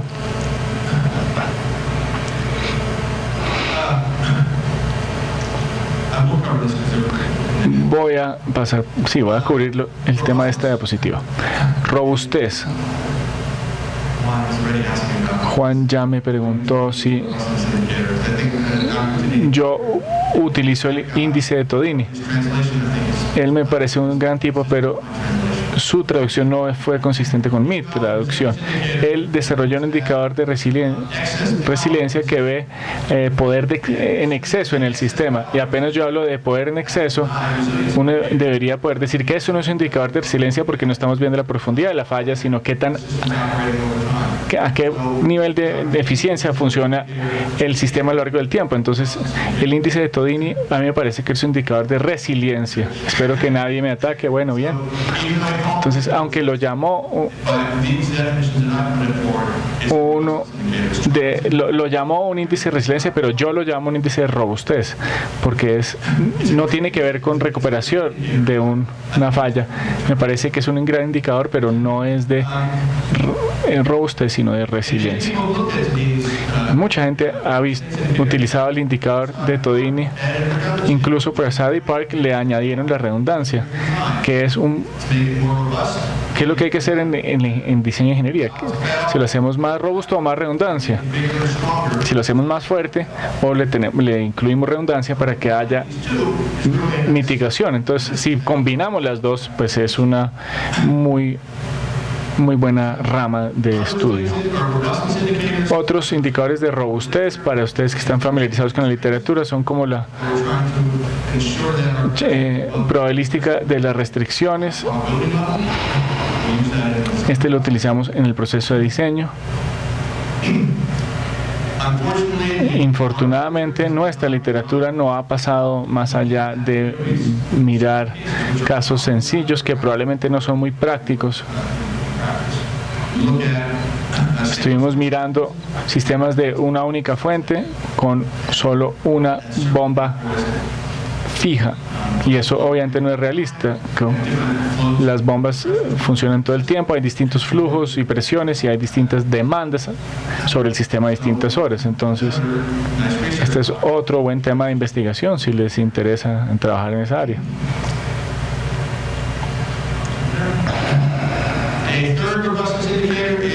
Un tercer indicador de robustez es poder mirar la sensibilidad del desempeño y de la respuesta. El Dr. Young, que trabajó conmigo, esto es parte de su trabajo, él miró la gradiente de la respuesta, la inclinación, si la cambio en la presión con respecto a una falla o una cambio en la demanda, la falla es muy inclinada. Eso no es lo que queremos una curva bastante plana. Entonces, miramos también el estimativo de las varianzas, el coeficiente de variación. Todos estos son indicadores de robustez. Lo que les estoy mostrando aquí es gráficas este es un modelo Pareto.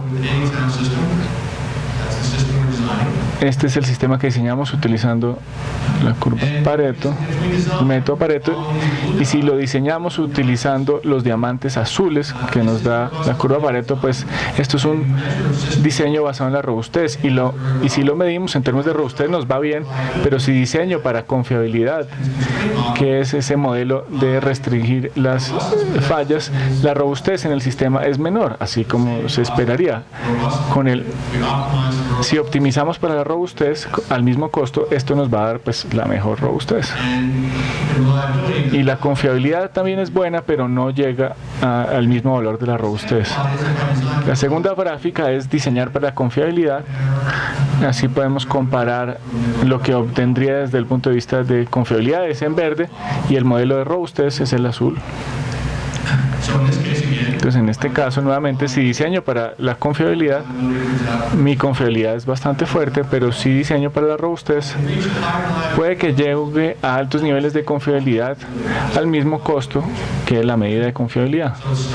Entonces, esto me empieza a dar la idea de que diseñar para robustez puede ser mejor que diseñar para la confiabilidad directamente y luego utilizar un modelo de restricción de fallas. El último que miramos fue la disponibilidad, mirando a ver si los tubos fallan, cuál es el impacto sobre el sistema, y podemos ver aquí que si diseñamos para disponibilidad y evaluando la habilidad con un indicador de robustez, nos da que excedemos en términos de robustez lo que nos da en términos de disponibilidad. O sea, hay más redundancias si lo hacemos a través de un indicador de robustez. Si utilizamos tipos medidas de inclinación, es mejor que los indicadores de confiabilidad. El diseño nos refuerza esta idea. A la derecha tenemos el diseño basado en confiabilidad, abajo a la izquierda es el diseño basado en robustez, y lo clave aquí es que las líneas oscuras son tubos grandes, las líneas rojas son tubos pequeños, y lo que vemos en el sistema es que si diseñamos para robustez solo tenemos tubos grises que son de tamaño medio en vez de los extremos de muy grandes o muy pequeños. Entonces la robustez amplía el diseño en vez de solo enfocarse en uno o dos caminos en donde tenemos ubicaciones críticas. Entonces, desde el punto de vista de un ingeniero, esto se ve, pues para mí se ve mucho mejor que este. Entonces, diseñar para la robustez puede ser mejor que utilizar estos modelos de restricción de fallas.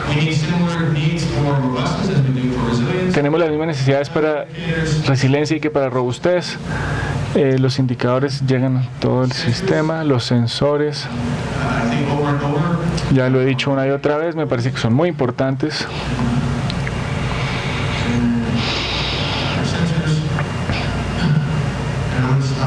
Y ahí me voy a detener para responder preguntas y luego tengo otra presentación si la quieren escuchar.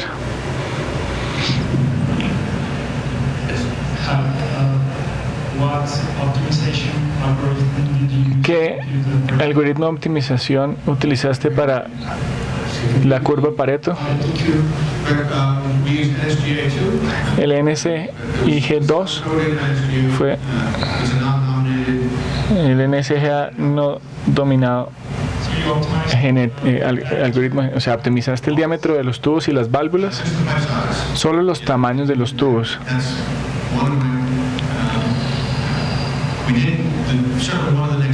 Eso es ciertamente uno de los siguientes pasos que vamos a tomar, es ver dónde ubicar las válvulas. Sí, eso es lo siguiente que vamos a hacer. ¿Alguna otra pregunta?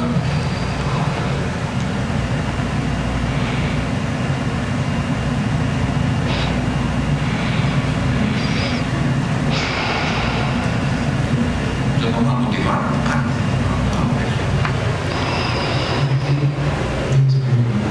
Sí. ¿Hasta dónde se puede generalizar que diseñar? ¿Hasta dónde se puede generalizar que diseñar para robustez sea mejor que diseñar para confiabilidad?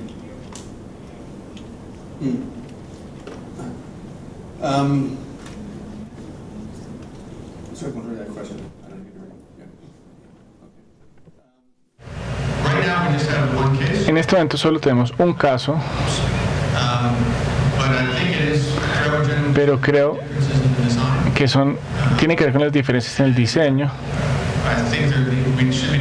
Y creo que deberíamos estar tratando de ubicar más sistemas, no solo sistemas de transmisión como este, sino transmisiones vinculadas con el sistema de distribución, dado que el suministro de la distribución, el suministro es la mayoría, o sea, vincular la transmisión con la distribución es un paso importante, pero creo que va a ser un resultado general. Pero eso es solo a mi lógica de ingeniero, no lo puedo probar en este momento.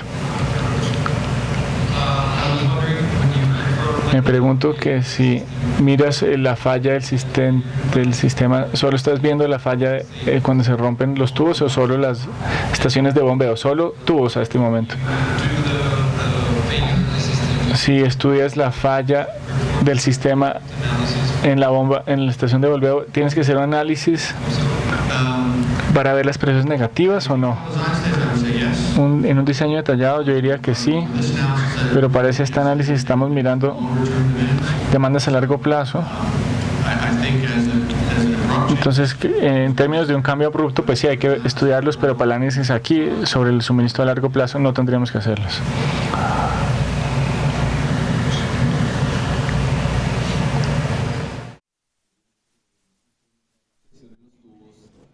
No generaría un problema como de más pérdidas, eso se podría llegar a tener en cuenta en el análisis. Gracias.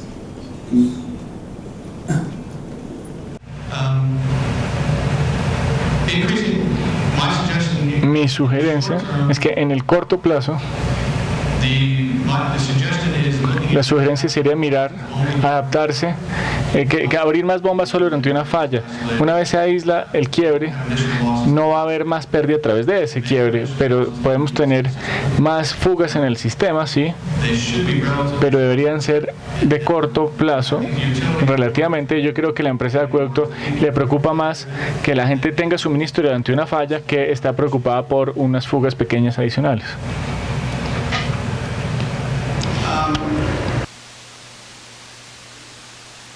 Les dije al principio que tenemos herramientas para ver la resiliencia dados los eventos agudos y creo que ya lo demostré en los últimos 20 minutos. ¿Podemos bajar la luz aquí, por favor, enfrente de las pantallas?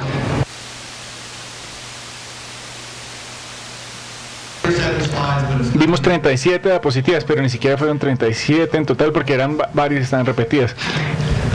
Esta presentación va a ser más rápida que la pasada. Entonces, solo para refrescar la memoria, ahora vamos a mirar las interrupciones crónicas y cómo reaccionar a una interrupción crónica y ver cómo cambiar los diseños para que evolucionen a medida que aprendemos más información o recopilamos más información. Entonces, nuevamente vamos a seguir la idea de planificar para la robustez, para ver en dónde deberíamos estar haciendo estos incrementos de capacidad a lo largo del tiempo o si deberíamos estar más bien haciendo un diseño completo desde el principio. La medida que vamos a aplicar aquí es un concepto que proviene de la gente que estudia la optimización o de los ingenieros industriales, que es el costo costos de arrepentirse, o sea, costos que son gastos que se pierden, como construir algo que nunca se usa o tener capacidad de exceso en el sistema porque tu proyección de la población que lo va a utilizar no sube hasta donde esperabas o simplemente no hay suficiente agua para suministrar. Entonces pagaste demasiado por un lado y por el otro lado la población esperaba que se quedara quieta, pero de repente la población subió enormemente y ahora la empresa de acueducto tiene que salir a correr, a lograr a montar algo rápidamente para cubrir esa brecha. O sea, planearon para algo pequeño y de repente tiene que construir algo grande. Y vamos a hablar también de costos suplementarios porque estos arreglos a corto plazo van a ser mucho más costosos. Entonces, en ambos casos nos arrepentimos porque gastamos muy poco y ahora tenemos que pagar mucho más, o nos arrepentimos porque gastamos demasiado al principio y desperdiciamos ese dinero. Ese es el indicador que vamos a ver. El contexto es un sistema a gran escala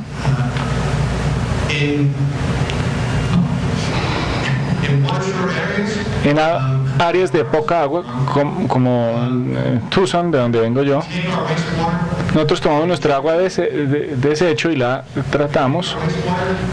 Nuestra agua residual la tratamos a una planta centralizada y luego tenemos una porción de esa y la devolvemos a la comunidad para uso de regar los parques, los céspedes, o uso secundario en el hogar para los sanitarios, etcétera. La dificultad es que muchas de estas plantas están ubicadas muy lejos de los usuarios y el costo de bombear el agua a lo largo de estas distancias es bastante costoso, y Tucson es un ejemplo muy bueno de eso. Les voy a mostrar en un momento.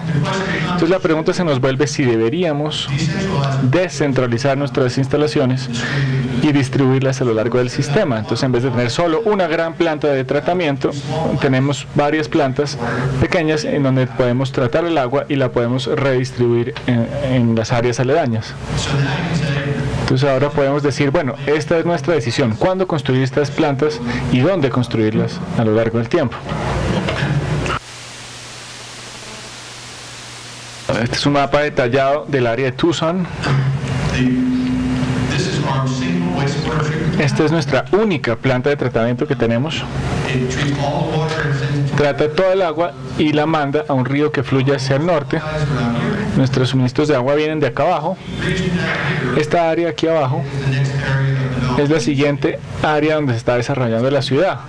Es nuevo, es finca raíz nueva, y como en esas fotos que les mostré al principio, con los cactus y la gente que camina por ahí, todavía está, pues, es como estar muy muy afuera de Bogotá.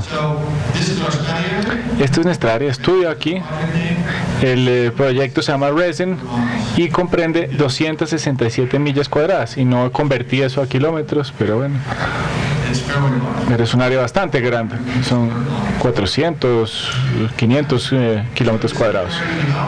Entonces este es el área de estudio. La distancia entre la planta de tratamiento y la región son unas 25 millas o 40 kilómetros, y la distancia en términos de elevación es unos 600 pies, o sea, unos 200 metros de elevación.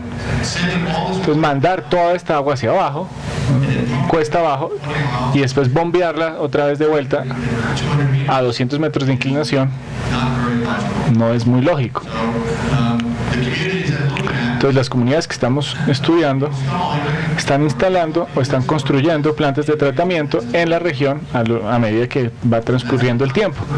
Entonces ese es el contexto del problema. ¿Qué plantas deberíamos hacer primero, o si deberíamos hacerlo a nivel centralizado? Si yo me enfoco en esta región,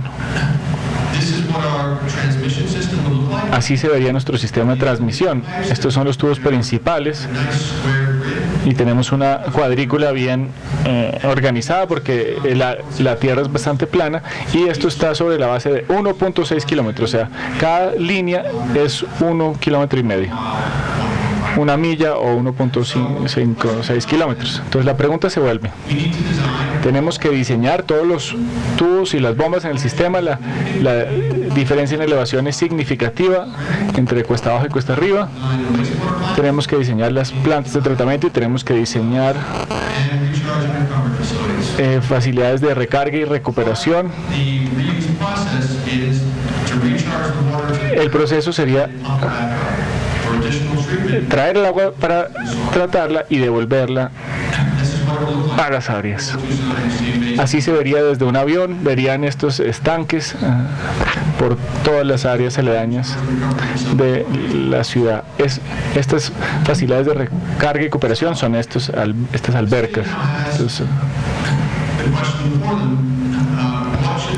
Entonces la ciudad tiene la pregunta de qué hacer y cuándo empezar, y la dificultad es la proyección de la población es muy incierta. La población antes del 2008, antes de que llegara la gran recesión, la proyección era dramática, era 5 o 6% al año. En este momento la proyección de crecimiento de la población es 0%. Entonces planificar para 5 o 6% y haber construido para un incremento de 5 o 6% y terminar con un 0%, pues hubiera incurrido en grandes costos y no utilizarlos por lo menos en el corto plazo. Entonces lo que estamos haciendo es planificando para los distintos escenarios. Planificación para distintos escenarios es un proceso que es, en vez de tener en cuenta solo un futuro, vemos varios futuros posibles y diseñamos para una amplia gama de condiciones en vez de solo para una serie de condiciones, y al hacerlo y al proyectar distintos futuros y construir por fases, nos da muchas opciones y tenemos mucha flexibilidad. Este es el proceso de planear para distintos escenarios. Voy a pasar al final para que no hay que ver todas las piezas. Planificación para escenarios es bueno para lugares en donde se van a hacer grandes inversiones. Eso empezó lo utilizó el ejército norteamericano, después Shell Oil lo empezaron a hacer así porque se estaban preguntando si deberían tener una plataforma en la mitad del océano, que es una gran inversión. Entonces vieron un rango de alternativas para ver si iba a ser viable construirlo o no. Y ahora el sistema se está utilizando para sistemas de distribución de agua en el occidente de los Estados Unidos. Entonces, paso a paso estamos definiendo el problema y los distintos escenarios que vamos a contemplar. Aquí está nuevamente nuestra ciudad. Se enmarca la pregunta como ¿cómo vamos a llegar agua a esta región? Paso número 1. Y para llegar a esa pregunta les tomó a estas personas 4 horas. Paso número 2. ¿Cuáles son los factores importantes que van a cambiar el diseño? Y llegaron con una gran lista de factores potenciales que van a afectar el diseño. Paso número 3. Hay que hacer un ranking en términos de incertidumbre e importancia. Si lo hacemos así, el cuadrante de arriba a la derecha es el área que nos preocupa, porque es de alta importancia y alta incertidumbre. Entonces, estos factores son los que se vuelven de mayor interés, y los que salieron en este estudio fueron la cantidad de suministro, porque vamos a tener sequías, y el río del Colorado pues tiene épocas de bajo caudal y se espera que baje con el tiempo. La demanda también es incierta, no sabemos a qué tasa va a crecer la población. Y el último factor que salió a coalición fue la percepción. La percepción del uso de utilizar el agua tratada,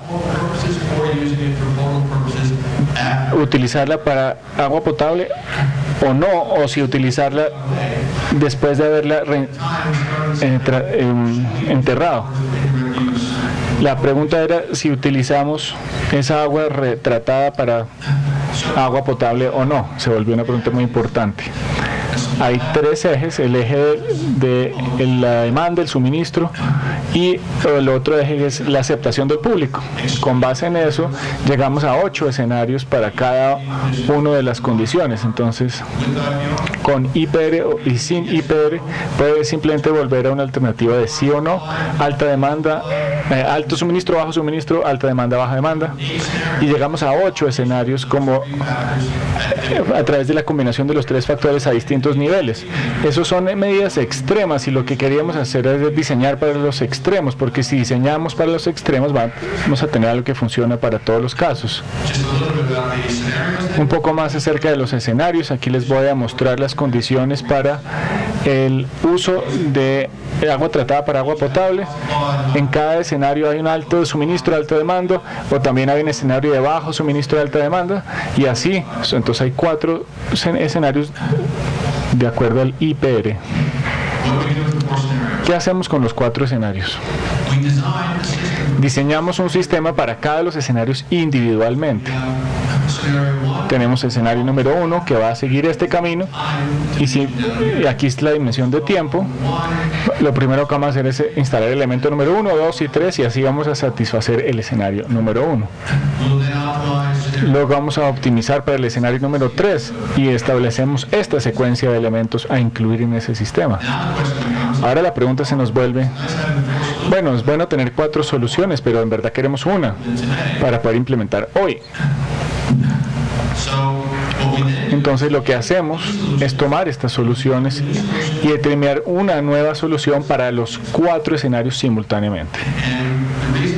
Y la razón por la cual establecimos estos 4 escenarios es para tener costos asociados a los 4 escenarios y así poder determinar y reducir nuestro espacio de solución, o sea, reducir el rango de condiciones que vamos a tener que considerar. Entonces aquí está el eje de tiempo, abajo. Desde que, como el elemento número 1 fue lo primero que se construye para los 4 escenarios, pues es una decisión fácil a construir el elemento número 1, pero en muchos casos el primer elemento no va a ser el mismo para los 4 escenarios y ahí se vuelve más difícil decidir cuál es el primero. Aquí fue fácil. El tiempo de periodo número 1, pues depende de cuál camino deberíamos hacer.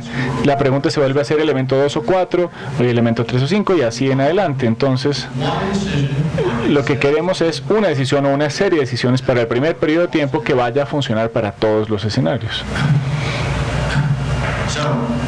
Entonces, rápidamente, optimizamos los escenarios individualmente.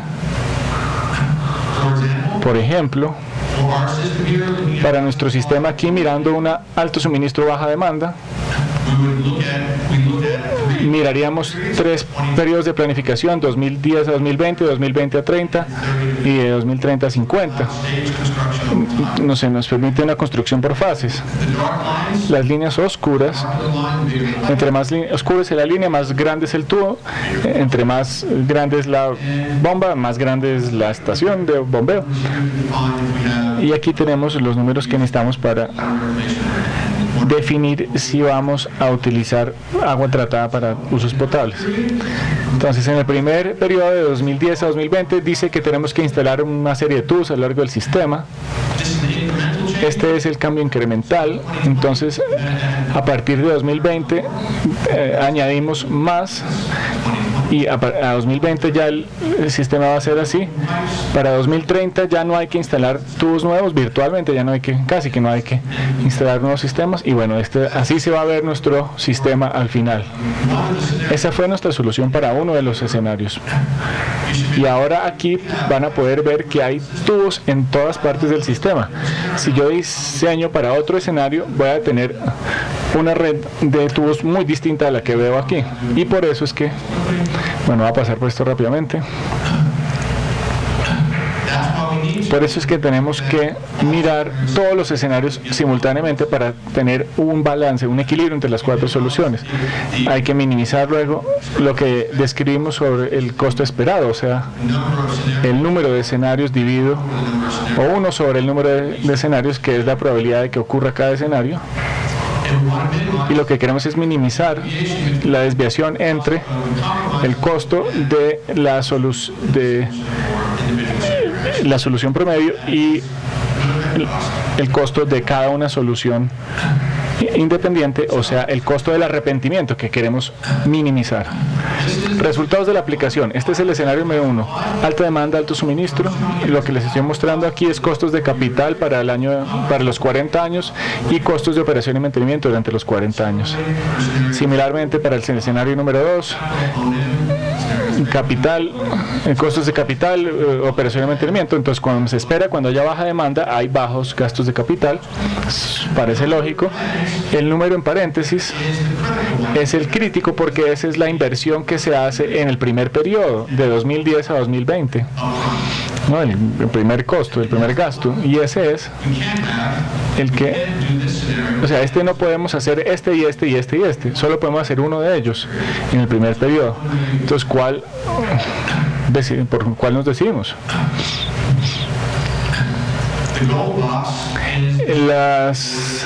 En dorado vemos la solución para el promedio de los 4 escenarios vistos simultáneamente, y aquí podemos ver que la inversión en el primer periodo para los 4 escenarios es la misma. Entonces ese es el monto que hay que invertir y está muy cerca a lo que vemos para el caso de alta demanda. Entonces estamos siendo bastante conservadores en nuestra construcción. Construimos algo muy grande desde el principio. Sin embargo, este es el costo a lo largo de la vida de 40 años para los distintos escenarios. Los costos de capital son altos en cada caso, pero lo clave que hay que buscar es la diferencia entre la solución promedio y el escenario número 1 por sí solo, por ejemplo. Y la diferencia es solo, estos son en cientos de miles de dólares, entonces la diferencia es solo 200,000 o algo así como 1% del costo para llegar a la solución promedio que funcione para todas. Entonces comparemos 15.47 y 15.3, pues es un costo una diferencia de costo muy pequeña a lo largo de 40 años. Pero aquí en el otro extremo vemos que pasó de 9.280.000 a 9.810.000. Es 1%. Entonces, si construimos la solución promedio, la solución que funciona para todos, en verdad estamos minimizando la idea del arrepentimiento a largo plazo, porque este y este tampoco son muy distintos si lo miramos en un periodo de tiempo de 40 años.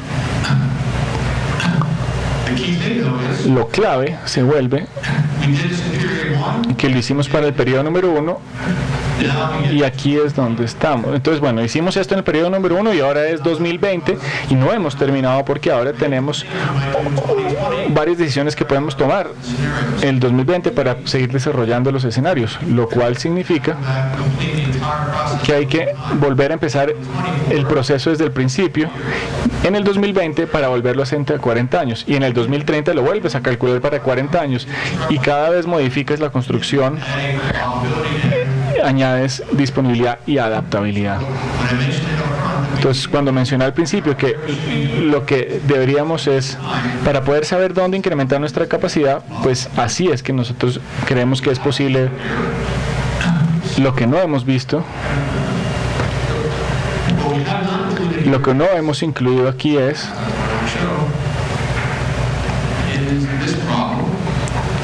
este problema.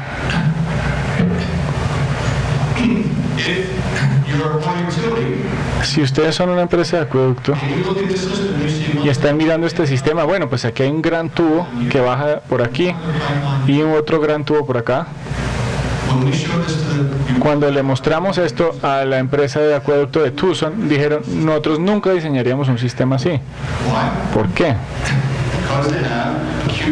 Porque tienen fallas agudas que van a eliminar este tubo y lo que hacen es tener tubos paralelos y estaciones de bombeo paralelas. Entonces existe la necesidad de hacer un puente entre esta brecha, entre el sistema de planeación rojo y el violeta, y yo en este momento no sabría hacerlo. De pronto uno de ustedes es suficientemente inteligente y pueden ver cómo resolver el problema. Yo simplemente le voy a meter potencia de computación, pero el problema es que no hemos podido cerrar esta brecha. Entonces, si queremos ser productivos y ayudar a la empresa de acueducto, tenemos que hacer el puente entre estos dos sistemas de planificación. Y hasta ahí, pues, voy a llegar por hoy.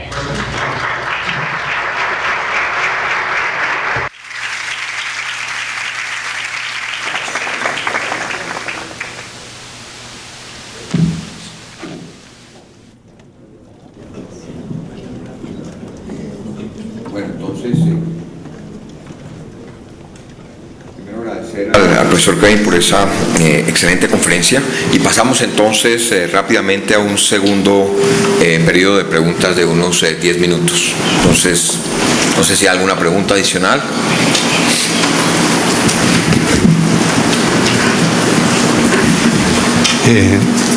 Mi nombre es Alberto Grot, soy de la empresa de acueducto de Bogotá.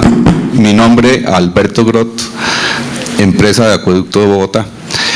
Nos gustaría saber, en la región de Tucson, cómo funciona el sistema de distribución ordinario, porque hemos visto en las presentaciones que se maneja a través de estaciones de bombeo y no existe un sistema de almacenamiento como tanques de distribución o compensación para hacer una indicación específica, digamos, en el pasado, Tucson, cuál es el índice de agua no contabilizada de ese sector y cómo involucrar parte del pasado, de las experiencias que han tenido en Tucson, en las proyecciones para desarrollar los futuros barrios adyacentes en los desiertos aledaños.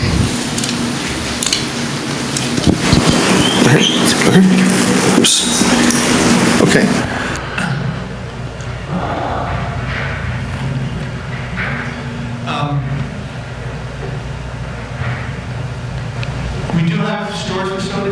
Sí tenemos tanques de almacenamiento en nuestro sistema. De esta estación de bombeo a esta estación de bombeo hay unos 35 metros. En cada estación hay un tanque que tiene 2 o 3 días de almacenamiento, pues 2 de capacidad. Entonces le bombeamos al tanque que tiene 2 o 3 días de suministro y bombeamos cuesta abajo, cuesta arriba y a nivel local. Entonces para almacenamiento de emergencia, pues eso sí, obviamente es imperativo tener capacidad de almacenamiento en la red. En términos de pérdidas de agua no contabilizadas, pues las reglas estatales dicen que solo puede haber un 10% máximo de agua no contabilizada o de agua perdida por fugas no contabilizada. El problema con ese 10% es que el 10% de un gran usuario, por ejemplo, una persona que usa 200 galones por persona por día, o sea, 800 litros por día por persona, ellos pueden gastar mucho más agua que Tucson, que utiliza 120 galones, o sea, unos 450 litros por día. Entonces, como nuestra demanda es menor, el porcentaje de pérdida obviamente es menor.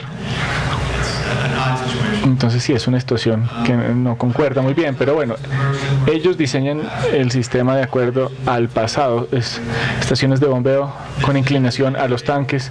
Esto es un modelo estatal, entonces nosotros no incluimos las estaciones de bombeo en el modelo.